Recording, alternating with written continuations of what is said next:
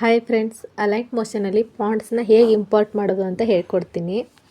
ಮೊದಲಿಗೆ ನಮಗೊಂದು ಆ್ಯಪ್ ಬೇಕಾಗುತ್ತೆ, ಜಡ್ ಅರ್ಚಿವರ್ ಅಂತ. ಅದನ್ನ ಪ್ಲೇಸ್ಟೋರಲ್ಲಿ ನೀವು ಇನ್ಸ್ಟಾಲ್ ಮಾಡ್ಕೊಳ್ಳಿ. ಪ್ಲೇಸ್ಟೋರ್ಗೆ ಹೋಗಿ ಸರ್ಚ್ ಬಾರಲ್ಲಿ ಹೋಗಿ ಜಡ್ ಅರ್ಚಿವರ್ ಅಂತ ಸರ್ಚ್ ಮಾಡಿ ಬರುತ್ತೆ. ಅದನ್ನ ಇನ್ಸ್ಟಾಲ್ ಮಾಡ್ಕೊಳ್ಳಿ. ನಾನು ಆಲ್ರೆಡಿ ಇನ್ಸ್ಟಾಲ್ ಮಾಡ್ಕೊಂಡಿದ್ದೀನಿ. ಇನ್ಸ್ಟಾಲ್ ಮಾಡ್ಕೊಂಡಿದ್ದಾದಮೇಲೆ ಕ್ರೋಮಿಗೆ ಹೋಗಿ ಸರ್ಚ್ ಬಾರಲ್ಲಿ ಹೋಗಿ ಡಾ ಫಾಂಟ್ ಅಂತ ಸರ್ಚ್ ಮಾಡಿ.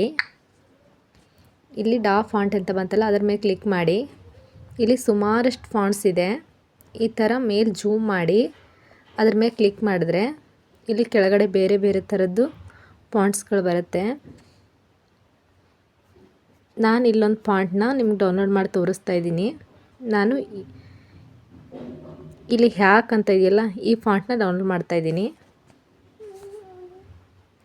ಇದನ್ನ ಓಪನ್ ಮಾಡ್ಕೊಳ್ಳಿ. ಜಡ್ ಅರ್ಚಿವರ್ ಅಂತಿದೆಯಲ್ಲ, ಅದ್ರ ಮೇಲೆ ಕ್ಲಿಕ್ ಮಾಡಿ. ಇಲ್ಲಿ ಹ್ಯಾಕ್ ಬೋಲ್ಡ್ ಅಂತ ಬಂದಿದೆ ನೋಡಿ,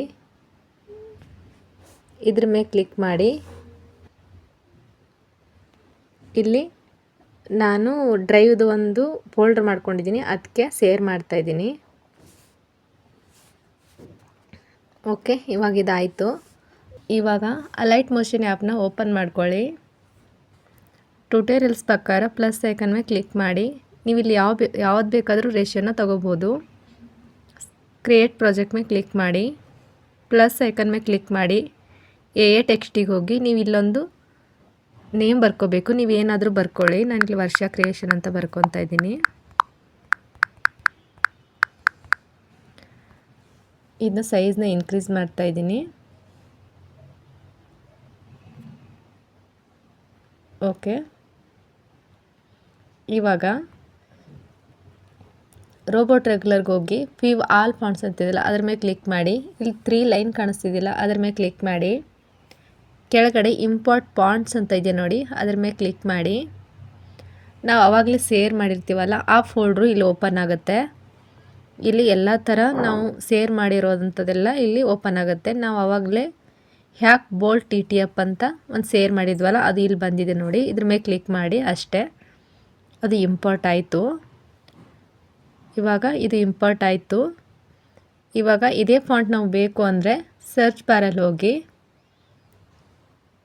ಅದರ ನೇಮ್ನ ಇಲ್ಲಿ ಸರ್ಚ್ ಮಾಡಿದ್ರೆ ಬರುತ್ತೆ. ಇಲ್ಲಿ ಬಂದಿದೆ ನೋಡಿ, ಇದ್ರ ಮೇಲೆ ಕ್ಲಿಕ್ ಮಾಡಿ. ಇವಾಗ ಫಾಂಟು ರೆಡಿ ಆಯಿತು. ಓಕೆ, ಇಷ್ಟೇ.